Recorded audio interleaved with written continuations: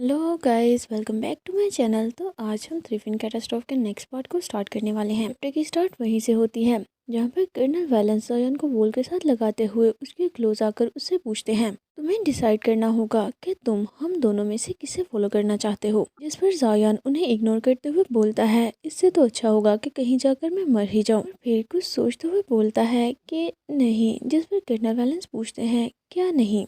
जायन बोलता है कि मैं गुस्सा नहीं हूँ, जिसे सुनकर कर्नल वैलेंस को काफी अच्छा लगता है। वो स्माइल करते हुए बोलते हैं, फिर तो काफी अच्छी बात है। हम देखते हैं कि कर्नल वैलेंस की टीम ने सारे किलर्स को मार दिया था। इसे देखकर कर्नल वैलेंस अब उन्हें नेक्स्ट स्टेशन की तरफ मूव करने का बोलते हैं और इस टाइम उन्होंने जायन की कमर पर हाथ रखा हुआ था, जिनके ऐसा करने की वजह से जायन मुंह बना रहा था। इतने में उसे डेजी फील होने लगता है। उसकी हालत काफी ज्यादा बिगड़ने लगी थी, जिसकी वजह से वो कंट्रोल लूज करते हुए नीचे गिरने लगता है। लेकिन कर्नल वैलेंस जल्दी से पकड़कर उसे संभाल लेते हैं, जिस पर जायन सोचने लगता है, डैम इट, दोबारा से मेरे साथ ऐसा इस वजह से हो रहा है कि मैंने वेट लूज किया है।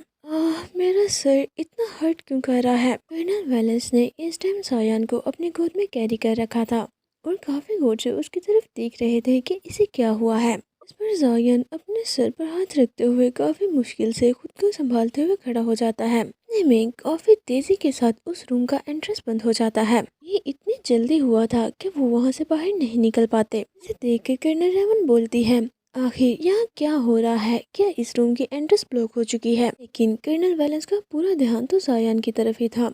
वो कुछ सोचते हुए उसकी ग्लासेस को उतार देते हैं। जैसे ही वो ग्लासेस उतरती हैं तो जायन बिल्कुल ठीक फील करने लगता है। ग्लासेस उतरने की वजह से जायन टर्मिनल से डिस्कनेक्ट हो जाता है और साथ ही साथ उनका बेस के साथ कनेक्शन भी टूट चुका था। इसे देखकर कर्नल रेवन चिल्लाते हुए पूछती है, बॉस आप ये क्या कर रहे हैं। जिस पर कर्नल वैलेंस बताते हैं कि इसके ब्रेन पर दोबारा से ब्लॉकर्स ने अटैक कर दिया था। जिसे सुनकर जायन मन में सोचने लगता है कि ऐसा लग रहा है कि ग्लासेस उतारने की वजह से ब्लॉकर्स फेल हो चुके हैं। अगर चेन इस टाइम मेरे और टर्मिनल के कनेक्शन को ना तोड़ता तो ऐसा भी हो सकता था कि इस टाइम ब्लॉकर्स मेरे माइंड को पूरी तरह से ही कुचल देते। एज एक्सपेक्टेड अभी तक मेरा एक्सपीरियंस काफी नहीं है। ये पेज तो मेरी इमेजिनेशन से ज्यादा कॉम्प्लेक्स निकला और मैं इसे समझ भी नहीं पा रहा। इतने में वहाँ एक बड़ी सी स्क्रीन ओपन होती है, जिस स्क्रीन के अंदर प्रोफेसर मेंसन स्माइल करते हुए उनसे बोलते हैं, लेयर में आप सभी को वेलकम। मैं होप करता हूँ कि आप सभी को इसे एक्सप्लोर करके मजा आएगा। इसे देखकर जायन हैरान होते हुए बोलता है, ये तो प्रोफेसर मेंसन है। कर्नल वैलेंस भी उसकी तरफ देखते हुए क्रीपी से स्माइल करके बोलते हैं, ऐसा लगता है कि टीटल सर्च ऑर्गेनाइजेशन को ऐसे सिली गेम्स खेलना काफी अच्छा लगता है। इतने में विंडो के जरिए उस रूम में ज़ॉम्बीज आने लगे थे, जिसे देखकर कर्नल रेवन घबराने लगती है और चिल्लाते हुए सभी को बताती है कि यहाँ पर एक और प्रॉब्लम है। जिस पर वो सभी भी उस तरफ देखने लगते हैं। ज़ॉम्बी काफी तेजी के साथ जंप करते हुए उन पर अटैक करने के लिए आ रहे थे। उनमें से एक ज़ॉम्बी तो जायन पर अटैक करने वाला था। इस पर जायन बेचारा तो हमेशा की तरह ही वहीं पर फ्रीज होकर खड़ा हो जाता है। जिस पर कर्नल वैलेंस जल्दी से जायन को पीछे की तरफ करते हुए उस ज़ॉम्बी पर एक जोरदार अटैक कर देते हैं। लेकिन उस ज़ॉम्बी पर तो इस अटैक का कोई असर नहीं होता। वो जंप लगाकर वहाँ से पीछे हट जाता है। जिस पर जायन सोचने लगता है कि टीटल सर्च वालों ने इन ज़ॉम्बीज के अपीयरेंस के अलावा इनमें और भी मॉडिफिकेशंस की हैं।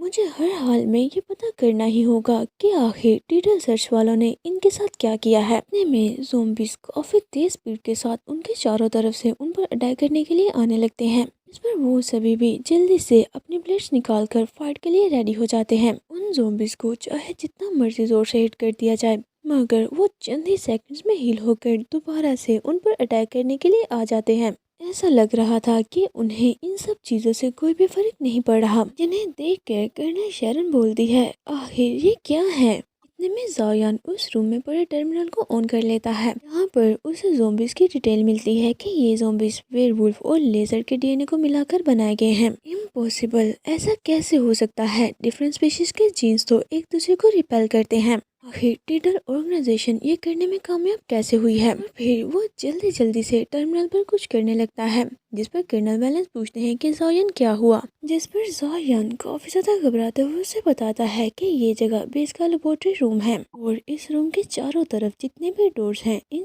सब के पीछे मॉन्स्टर क्रिएचर्स हैं जो कि टीटल सर्च वालों ने बनाए हैं। इस पर कर्नल वैलेंस उसकी तरफ देखते हुए बोलते हैं, बेवकूफ, मैं भी एक मॉन्स्टर ही हूँ। ज़ॉम्बिस को खत्म करने के बाद वो सभी दूसरे रूम में जाने के लिए डोर को ओपन करने लगते हैं। जैसे ही डोर ओपन होता है तो अंदर से और भी ज्यादा ज़ॉम्बिस निकल कर आने लगते हैं, जिस पर कर्नल वैलेंस जायान से बोलते हैं कॉन्फिडेंटली यहीं पर खड़े रहना और बिल्कुल भी मूव मत करना। और फिर साइड आईज से स्माइल करते हुए जायान की तरफ देखकर बोलते हैं, एक और चीज, अपने सर का अच्छे से ख्याल रखना, यानी कि यहाँ पर मर मत जाना। ज़ॉम्बिस पहले वाले ज़ॉम्बिस की तरह ही थे, लेकिन इस दफा उनकी तादाद पहले से काफी ज्यादा थी। उन ज़ॉम्बिस में से 2 ज़ॉम्बिस नॉर्मल ज़ॉम्बिस के साइज से काफी ज्यादा बड़े थे। में से कुछ फ्लोर पर रेंगते हुए उनकी तरफ बढ़ने लगते हैं, कुछ तेजी से जंप करके और कुछ वॉल पर चढ़कर। इन्हें आधा देखकर कर्नल वैलेंस अपनी टीम को ऑर्डर करते हैं कि इन सभी को मार दो, जिस पर वो भी यस कमांडर बोलकर फाइट करने के लिए बिल्कुल रेडी खड़े थे। जैसे ही ज़ॉम्बिस का ग्रुप उनकी तरफ बढ़ता है तो वो तेजी से उनसे फाइट करने लगते हैं। इस दफा वाले ज़ॉम्बिस कर्नल की टीम पर काफी भारी पड़ रहे थे। उन्होंने टीम के कुछ मेंबर्स को भी मार दिया था। इतने ब्रूटल सीन को देखकर तो जायान सोचने लगता है, ये तो जायंट ज़ॉम्बिस स्पेशल फोर्स को आगे बढ़ने से रोक रहे हैं। ये बैटल जितनी ज्यादा लंबी होगी उतना ही ज्यादा जेन की टीम को सफर करना पड़ेगा। इतने में उसके माइंड में कुछ आता है, जिस पर वो जल्दी से नीचे बैठकर अपनी गन को पकड़कर ये होप करने लगता है कि काश ये वर्क कर जाए। और फिर वो उस गन को जायंट ज़ॉम्बी की तरफ पॉइंट कर देता है, जिसे देखकर कर्नल वैलेंस उससे बोलते हैं, इन ज़ॉम्बिस की फिजिक्स अभी भी नॉर्मल ज़ॉम्बिस जैसी ही है, गन फायर का इन पर कोई भी असर नहीं होने वाला। जिस पर जायान सीरियस फेस के साथ उससे बोलता है, लेफ्टिनेंट कर्नल वैलेंस, तो चलो देखते हैं हम दोनों का एक दूसरे के साथ काम करने का कोऑर्डिनेशन कितना अच्छा है। ये बोलते ही वो ज़ॉम्बी की तरफ फायर कर देता है।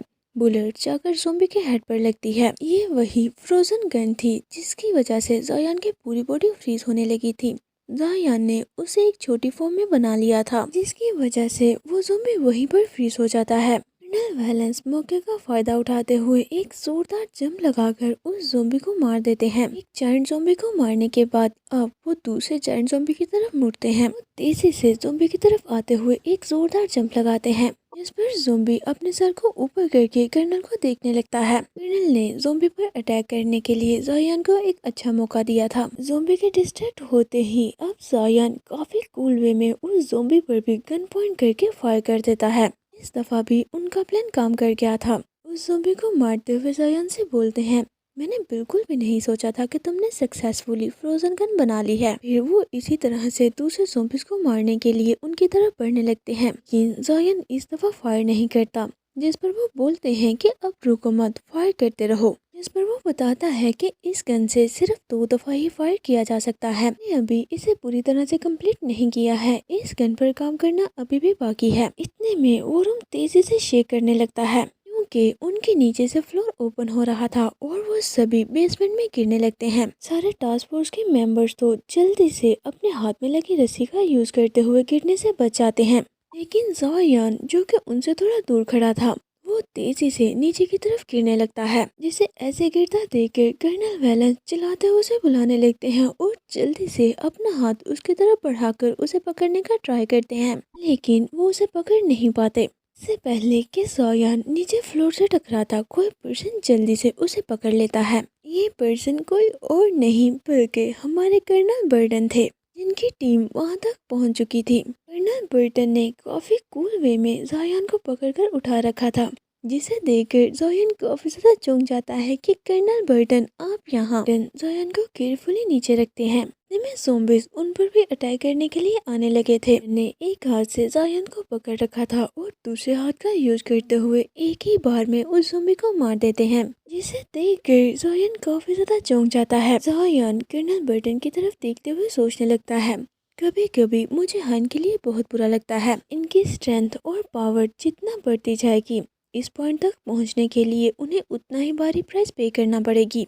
जिसे अपनी तरफ ऐसे घूर कर देखकर कर्नल बर्टन भी उसकी तरफ देखने लगते हैं। वो दोनों इतने क्रिटिकल मोमेंट में भी इस तरह का स्वीट मोमेंट कैसे क्रिएट कर सकते हैं। इतने में कर्नल की नज़र किसी चीज़ पर पड़ती है, जिस पर वो चैन और माँ को उसे चेक करने का बोलते हैं। इसे सुनकर वो दोनों जल्दी से कर्नल के सामने आकर उस चीज को चेक करने लगते हैं। हम देखते हैं कि रूम की एक साइड से एक डोर ओपन हुआ था, उस डोर के दूसरी तरफ भी एक एक्सपेरिमेंटल रूम ही था। वहाँ से कोई चीज भागते हुए उनकी तरफ आ रही थी। हम देख पाते हैं कि वो भी एक ज़ॉम्बी ही था। ज़ॉम्बी के 4 हाथ और 2 सर थे और देखने में ये काफी बड़ा भी था। इस पर मार्क आगे बढ़कर उससे फाइट करने लगता है। इसे देख के कर्नल वहाँ से मुड़ते हुए ज़ायन को लेकर वहाँ से जाने लगते हैं और वहाँ से जाते हुए बोलते हैं, मार्क और चेन, ये काम मैं तुम लोगों पर छोड़ता हूँ। जिस पर वो दोनों जल्दी से आगे बढ़कर उस ज़ॉम्बी को मारने का ट्राई करते हैं, लेकिन वो तो उनके सारे अटैक्स को ब्लॉक किया जा रहा था।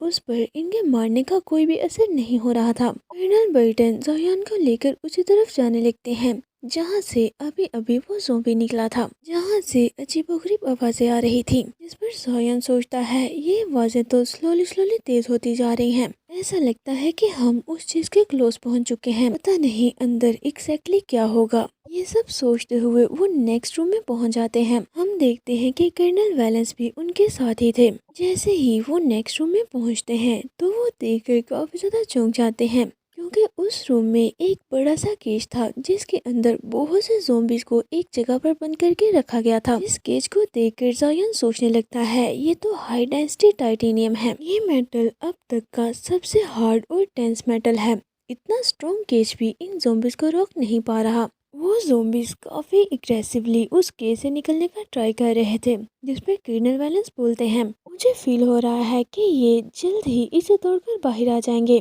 जिस पर ज़ायन भी उस केज को देखते हुए बोलता है, इस दफा प्रोफेसर ने ठीक से कैलकुलेट नहीं किया। अगर हम ऐसे ही अंदर की तरफ बढ़ते रहे तो मुझे नहीं लगता कि हम यहाँ से बचकर निकल पाएंगे। हमें बहुत बड़े डिजास्टर का सामना करना पड़ सकता है। और दुखी होते हुए सोचने लगता है कि मुझे उस फ्रोजन गन का एक बार बचा कर रखना चाहिए था। दूसरों पर बर्डन बनने और ज़ॉम्बीज के हाथों मरने से तो बेहतर था कि मैं खुद को ही फ्रीज कर लेता। ऐसे मरने से तो बेहतर है कि मैं एक फ्रोजन रॉकी टैक सोल्जर बन जाऊं। वो ये सोच ही रहा था कि इतने में कर्नल बर्टन उसका हाथ पकड़ लेते हैं। हाथ पकड़ने के बाद वो ज़ायन की तरफ अपने फेस को टर्न करके उससे पूछते हैं, क्या तुम्हें याद है कि मैंने इस मिशन के बारे में तुमसे क्या बोला था? कि तुम्हें हर हाल में जिंदा रहना है।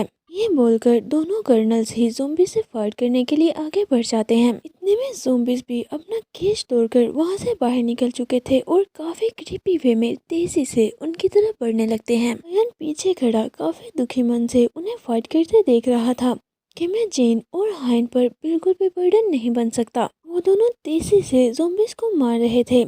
इतने में उनमें से कुछ ज़ॉम्बी ज़ायन की तरफ बढ़ने लगते हैं, जिन्हें देखकर कर्नल बर्टन काफी ज्यादा घबरा जाते हैं। वो इस टाइम ज़ायन से थोड़ा सा दूर थे और उन पर भी बहुत से ज़ॉम्बीज अटैक कर रहे थे। उन्हें डोज करते हुए वो चिल्लाकर उसे बुलाते हैं कि ज़ायन, और उसकी तरफ बढ़ने का ट्राई करने लगते हैं। हम ज़ायन को देखते हैं जिसने कि अपने हाथ में कुछ पकड़ रखा था।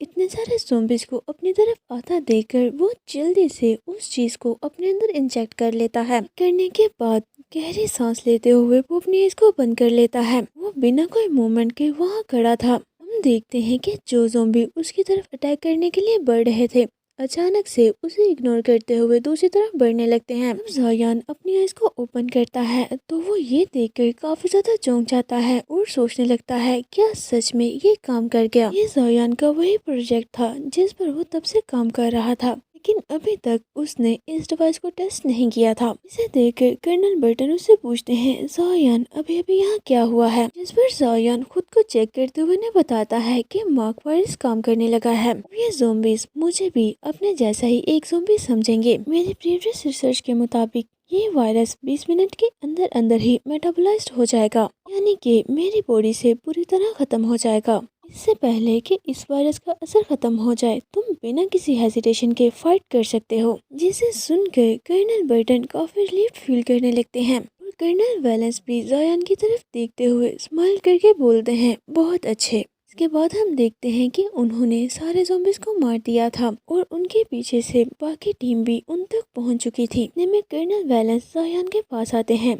हम देखते हैं कि कर्नल बर्टन भी ज़ायन के पास ही खड़े थे। जैसे ऐसे ज़ायन के पास आता देखकर उन्हें बिल्कुल भी अच्छा नहीं लगता। कर्नल वैलेंस ज़ायन के पास आते हुए स्माइल करके उससे बोलते हैं, ज़ायन तुम तो मुझे सरप्राइज पे सरप्राइज दिए जा रहे हो। यहाँ तक कि तुमने तो मार्क वायरस भी बना लिया है। वो अब बताओ मुझे कि वहाँ और कितने मॉन्स्टर्स हैं? जिस पर ज़ायन उससे पूछता है कि तुम मॉन्स्टर्स और असासिन्स में से किसे प्रेफर करोगे? पर कर्नल वैलेंस स्माइल करते हुए से बोलते हैं, ओह इन दोनों में फ़र्क ही क्या है? इतने में नेक्स्ट रूम का डोर ओपन होने लगता है, जिसे ओपन होते देखकर वो सभी फाइट करने के लिए रेडी हो जाते हैं। इसे देखते हुए कर्नल वैलेंस बोलते हैं, मुझे लगता है कि असासिन से बेटर रहेगा, एटलीस्ट वो ज़ोंबी से तो क्लीन ही होंगे। चलिए गाइस, इसी के साथ आज का ये चैप्टर यहीं पर एंड होता है। अगर आपने ये वीडियो यहाँ तक देखी है और आपको मेरी वीडियोस अच्छी लगती हैं तो प्लीज़ इसे लाइक कर दें। और मेरी आप सभी से एक हम्बल रिक्वेस्ट है कि जिसने मेरे चैनल फन एक्सप्लेनेशन को सब्सक्राइब नहीं किया है तो प्लीज़ इसे सब्सक्राइब भी कर दें कि आने वाली नेक्स्ट वीडियोस आप सबसे पहले देख सकें। तो चलिए मिलते हैं आपसे नेक्स्ट वीडियो में। Until next video, take care of yourself and bye bye.